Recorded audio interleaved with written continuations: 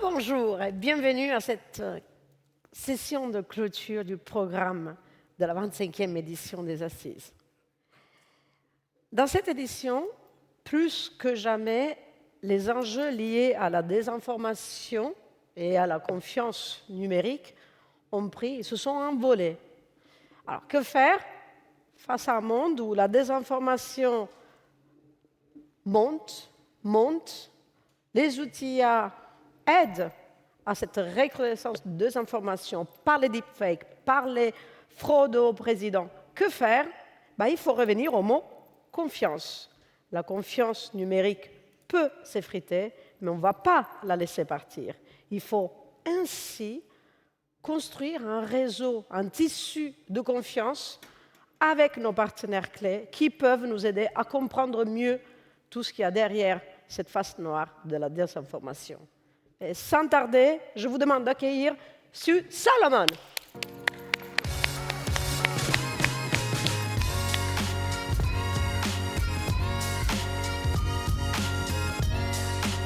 Well, good afternoon, and thank you very much for joining us today. This is actually my second time here on the stage at Les Assises, and I'm really excited to be able to talk about digital trust and really a subset of digital trust, as we were just discussing a moment ago, this notion of agentic trust.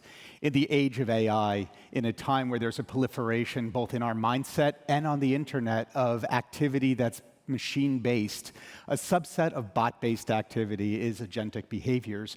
And it's an area that's still emerging from a technical perspective, and certainly an area that's still emerging from the way that we think about the concept and how to, therefore, as defenders of our networks, the concepts behind defense of agentic behaviors.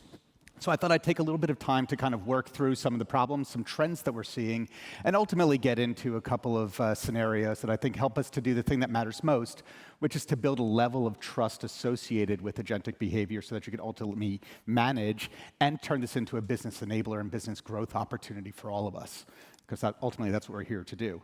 And I think that's an important part of the conversation. You know, if you go back to page 1 of the CISSP manual, you started off with this notion of the CIA triangle. We're all responsible for building for the confidentiality, availability, and integrity of our networks and the data associated with the networks, and ultimately all of the applications that run inside of our networks. Well, those days of that being the foundation of security are starting to run into a number of more modern attack patterns and scenarios that we have to prepare for. Today's discussion will be all about that. Now, I thought that I would get my most difficult slide out of the way up front, but it also establishes a wonderful framework for today's conversation. So if you think about a little play on words to start today, the play on words is this. In Latin, the concept of agere, or to act, to put into motion, to have an activity, became the foundation for words that we're all familiar with, such as an agent or an individual actor. Or in French, the concept of agents, or the idea that an organization is going to be empowered to create some activity on behalf of others and organize as such. And then ultimately leading to this concept of agency, or this rather abstract view of giving permission to a group or an action or an activities to act on my behalf. All of that leads down the path of agentics, where we are today.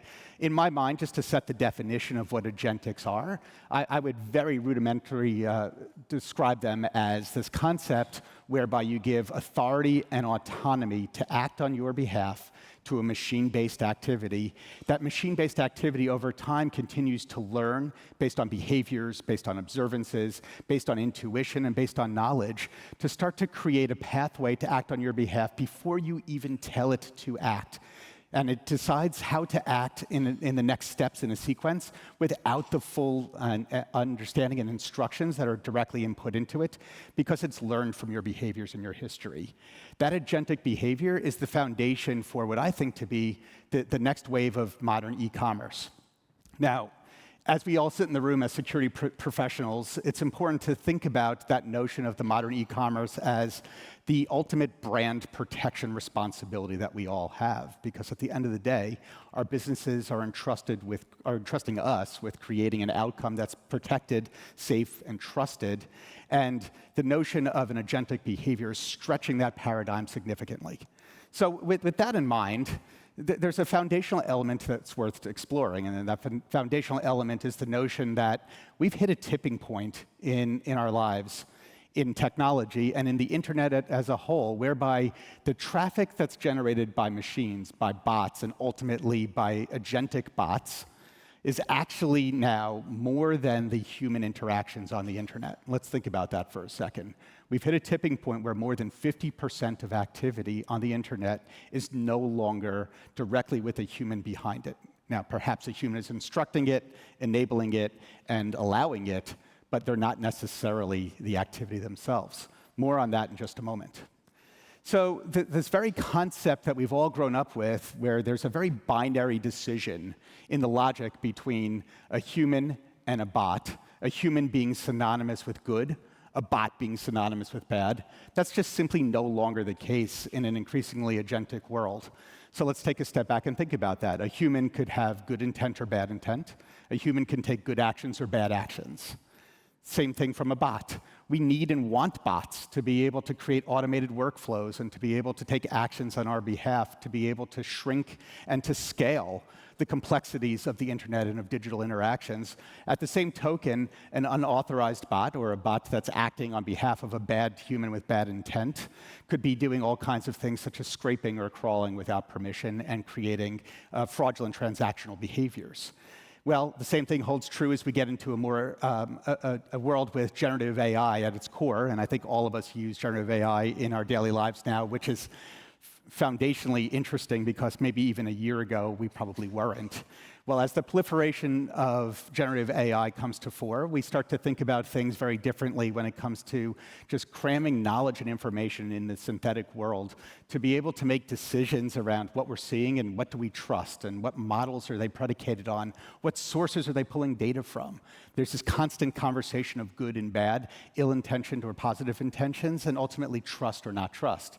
We now get to the agentic world.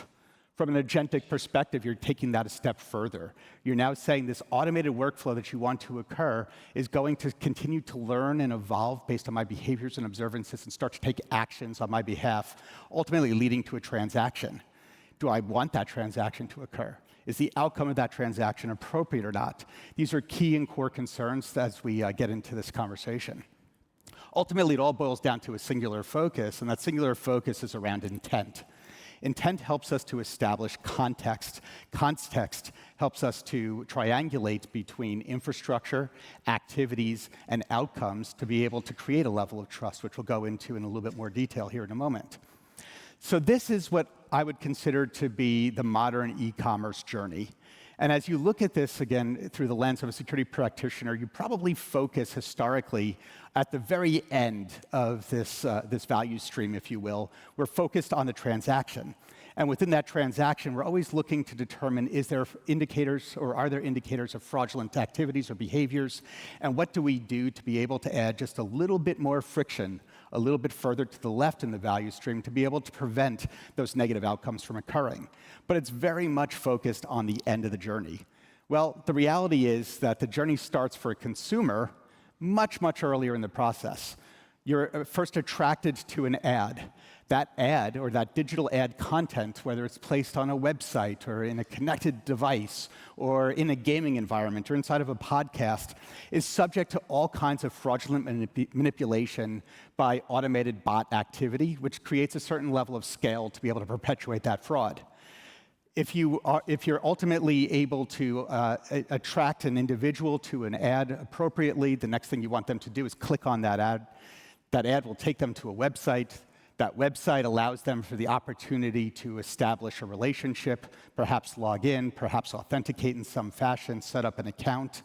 And then ultimately that leads to a transactional behavior at the end. You go shopping, you buy something, you join a affinity club, you make a decision, you get educated.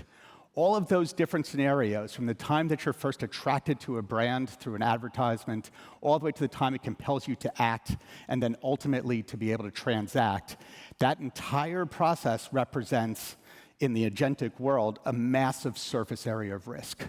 That surface area of risk is ever expanding, and there are lots of different friction points along the way to be able to, A, create fraud, and B, to be able to slow down or prevent fraud, but only if you know how and where to look. And that's all predicated on establishing a trust journey through that entire cycle or that entire process.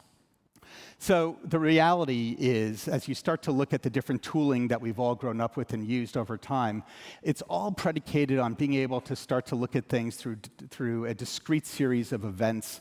Events could lead to incidents. Incidents lead to all kinds of bad outcomes.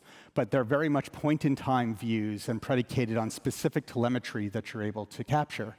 I would argue that there's a new paradigm that's required to be able to operate in a more agentic world, again, one where there's authority and autonomy and an ability to continuously evolve from a threat pattern perspective. And that's associated with adaptive controls. So applying an adaptive control takes into account not just the observable activity and the infrastructure associated with it, but also starts to look at things like the intent of the desired outcome, the activity associated and the behaviors associated. By marrying together all three, you start to get a much more cohesive view as to what the appropriate outcome is and how much trust you want to place in a particular agentic or agent-based activity. So here's kind of the real big picture as you think about this.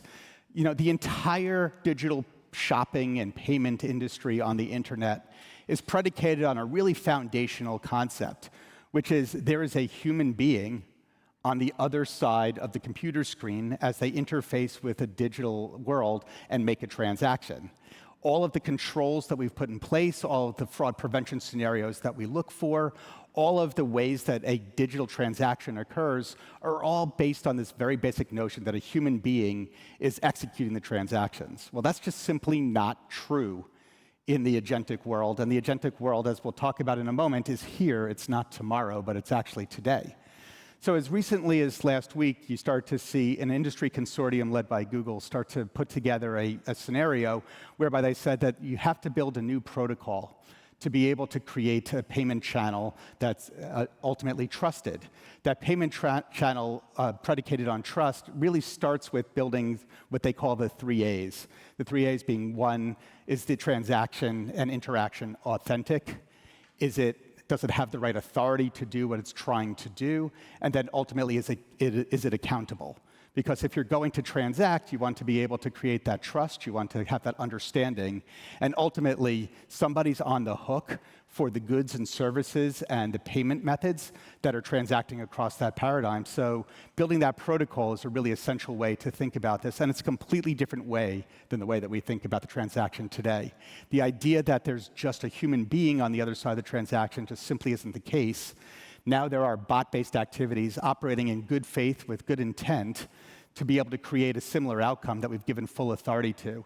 Therefore, you need verifiable credentials to be able to make that decision around authority, authenticity, and ultimately accountability. So as we do that, you start to think about the broader world of kind of e-commerce in this particular space.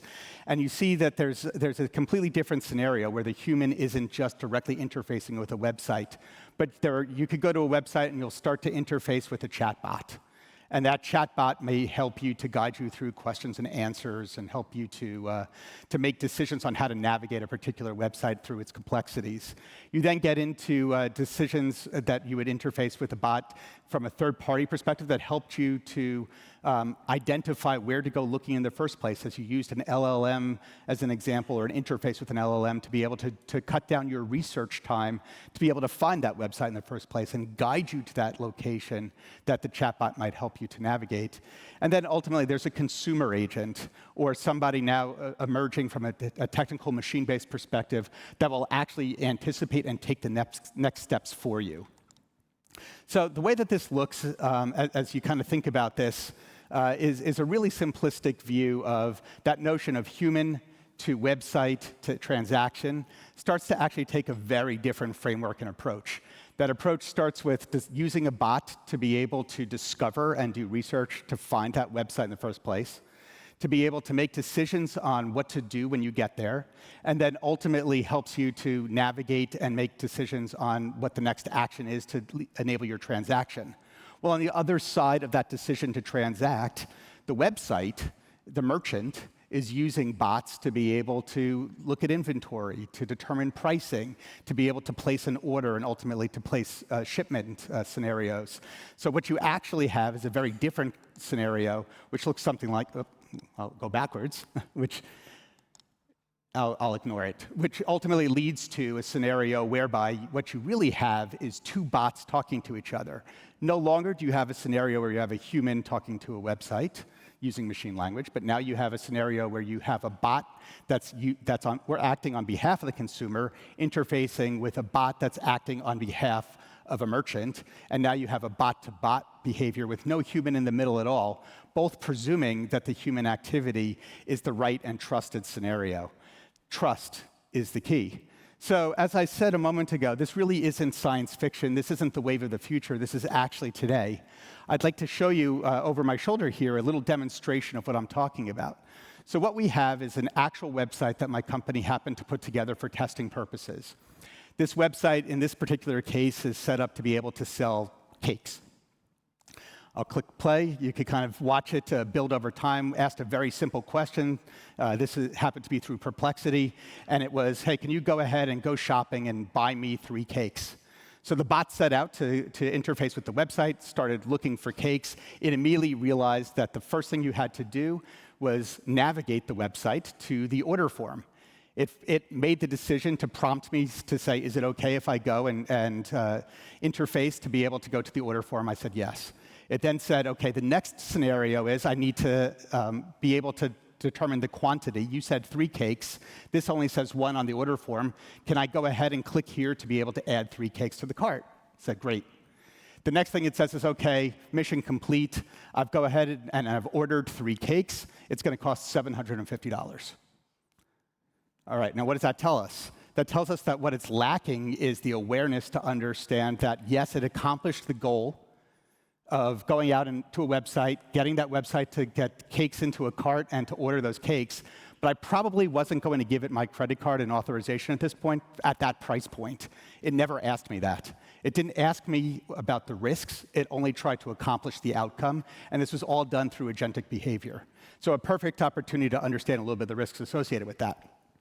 Now we go a step further, and I really feel strongly that we're in this age of what we would consider to be digital Darwinism, or this idea that there's a constant cat and mouse game between those who attack and those who defend. That scaling scenario is only intensified by machine-based activity or bot-based activity. But even now, there are lower barriers to entry where those with nascent skills or lesser skills can use not just generative AI, but agentic AI to be able to create an outsized impact that isn't necessarily controlled by the intentions or expectations. Much like our definitions around insider threat, where it could be somebody that's either intentional or unintentional, still creating an outcome, the same thing holds true here. If you looked at that cake example, we had a bot that was acting with good intention and accomplished the goal that we set out to do, but it didn't have the wherewithal or understanding to say that I would never buy $750 worth of cakes. Same thing here from a digital Darwinism perspective. This concept of this constant cycle between attacker and attackee, between innovation and of an attacker versus the ability to cut down the amount of time and innovation necessary to close that gap for a defender is constantly shifting, and agentics are simply part of that. So how do we defeat it? We defeat it by first starting to understand that you have to create this level of trust along the way. And not all agents are created equal. Most of the funding and most of our projects in our enterprises go into helping to build agents and agentic behavior that's specific to be able to automate workflows in our environments. We also have chatbots on our websites to interface with our clients. We also have consumer agents and we have merchant agents, as I mentioned earlier. Each one brings with it its own challenge and its own set of implications, but they all boil down to a central concept, and that central concept is, how do you establish and maintain trust? So, part of establishing and maintaining trust is also understanding what the bad guys are up to. One of the core and emerging TTPs that we've seen that I think is quite relevant, my company took a little snapshot in time over a couple of months to look at traffic that was observable. And what we saw, frankly, was both shocking and also not surprising at the same time. Spoofing is occurring at alarmingly high rates right now for traffic that would be purported to look like and feel like traffic that you would expect to see from a known source, where the bad guys are actually going out of their way to obfuscate the infrastructure and the characteristics associated with queries that would look and feel like activity that would be associated with legitimate interfacing with the larger generative AI scenarios like a ChatGPT. So what we saw with the traffic, as an example, 1 in 18 queries or interfaces that were created were spoofed from in general. But much more importantly, what we saw, and this isn't really a surprise, indicative of many of the larger generative AI tools, the spoofing rate went up significantly when you looked at something that looked a lot like ChatGPT and presented itself as ChatGPT, but simply wasn't. It was a bad guy trying to do a bad thing. We saw a spoofing rate of nearly 1 in 6 of the number of interactions versus the amount that was spoofed. A significant amount of activity going into spoofing right now. Now, why does this matter? This matters because all of us in our security roles are trying to determine basic visibility into the amount of generative AI and ultimately agentic traffic that's touching our websites, touching our enterprises, touching our environments. And it's really hard to ascertain what is real and what is not, what is trusted and what is expected and what is not. Obviously, establishing a baseline is the start, but ultimately enabling is the goal for all of us. So we're at this really strange intersection right now where we understand that agentic behavior is the wave of the future from a commerce perspective, that the use of generative AI capabilities and bot-based capabilities are scaling, and they ultimately equal growth for our businesses. But at the same time, they represent a massive increase in the surface area of risk, and they also represent a significant amount of uncertainty in our ability to understand and establish what a baseline of good looks like, to be able to look for those anomalies or deviations from the baseline of the norm. So ultimately, what we have to do as we think about this scenario is to establish trust during that initial interaction with a bot. Do you trust it the first time you see it? Now, the next component is, do you trust it as it continues to go through its life cycle of activities? And then ultimately, do you trust in the outcome that it created? Remember this notion of authenticity, authority, and accountability. The same holds true here. Trust is a cycle. It's not a point-in-time action. It's a series of actions over time. So here over my shoulder, you see a great scenario where there's an easy way to start to establish trust, and it's a cryptographic scenario that allows us to do that. On the black side of the screen, you'll see a direct interaction where somebody's typing in a prompt. In this case, what we're asking the agent to do is to go out and book a trip to Paris. As the request goes in, it starts to crawl for different sites to find an airline ticket and hotel reservations. And the first thing that we're doing is we're challenging that agent to look at the cryptographic information to make sure that there's a public key that's been passed, that there's a certificate available or a token that's available to be able to establish that trust in the first place. Once that trust is established, that cryptographic interface, you can now allow it to start to take the next steps to be able to transact on your behalf. Establishing that initial level of trust is a great way to start to defeat potentially malicious bot activity. But of course, this all starts and stops with visibility of your environment in the first place. So before you can even get into a scenario where you're challenging a particular agent and making sure that it is of the right trust factor and that you have a digital identity associated with it, that you have a trust in, you have to start with the first thing that matters most, which is visibility. How do I know what my surface area is? How do I know what's touching my environment? Once I establish that visibility, I now want to answer the contextual questions that help me understand intent. Those contextual questions of the who, the what, the when, the where, the why, the how. Those things that help me to understand that the behaviors are expected, the behaviors are authorized, and the behaviors will create the right outcome. So this is all about establishing trust from a technical perspective, marrying that with behavioral actions and intent and context to be able to make the final decision.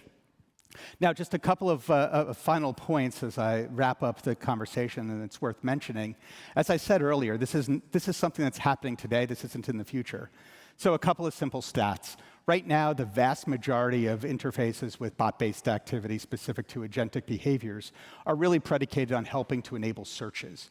But as you see, there's starting to be things like logins and transactions that are starting to creep into the overall amount of traffic that we're seeing. Let's look at it a little bit differently. As I teased earlier, over 50% of traffic today is driven on the internet, not by humans, but by bots. But what we're seeing, and as an example, Cisco and Gartner have both come up with different studies that have led us to understand that, in actuality, upwards of 80% of all interactions on the internet and traffic on the internet will actually be based on bot and agentic behaviors within 10 years, nearly 80%. Now, what does that look like right now? Well, right now, just over a snapshot that my company took across our surface area of over 500 clients across the globe in the digital e-commerce space, what we saw is a massive increase of just transactional behaviors driven by agentic bots just over the last 3 months. And within that, you'll see those little lines at the very top of the graph that indicate scenarios that aren't just about interfacing with generative AI tools, but starting to see agentic behaviors around things like account logins and things like transactions. So this is occurring, and we're seeing this right now in our environment. So ultimately, here's the punchline. The punchline is, as we said, it's no different than all of the other technical revolutions that all of us have been responsible for helping to safeguard our companies and our enterprises as threats emerge associated with them and ensuring that business enablement occurs.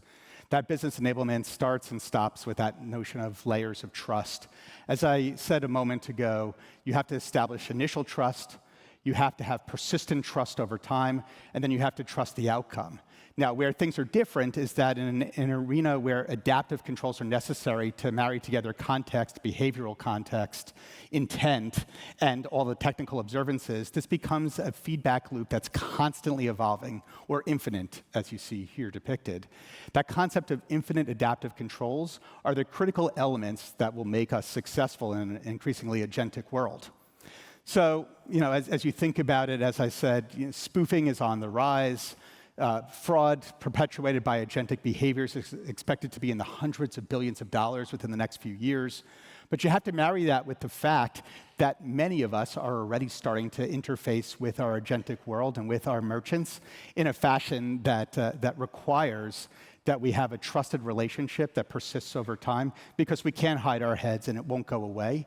This is the security problem of tomorrow starting to occur today. Now, what are we going to do to get in front of that challenge? Ultimately, it boils down to this. We have to secure every customer journey through that entire life cycle that I spoke of earlier, from the time that a brand is first established with an advertisement all the way to the time that an individual interfaces with that digital ad content, goes to a website, makes a decision, authenticates, logs in, sets up an account, goes shopping, transacts. That entire cycle gives us opportunities to be able to get much further to the left in creating friction and to protect our environments. That's based on starting with visibility, understanding what your surface area of risk is, understanding what good or bad traffic looks like, what appropriate traffic looks like, what authentic traffic looks like, and what intended traffic looks like, and then putting the controls in place to be able to add both policy-based scenarios and more fine-grained scenarios to be able to tune that friction to allow the traffic that should occur to occur. And then ultimately do this all the time. This isn't a one or some. This is an always on control and always on set of capabilities. That leads to the one thing that you probably don't think about when you wake up in the morning as a security professional, but you absolutely should, which is this is all predicated on protecting your brand. And in a modern e-commerce world, protecting your brand is essential to the outcome you're trying to create. So with that, I greatly appreciate your time today. I've very much enjoyed this conversation, and I hope if you have any questions, I'll be sticking around right after. You could also see me at our booth, Human Security, at booth B17, and I look forward to the discussion and dialogue. Thank you so much for your time and attention.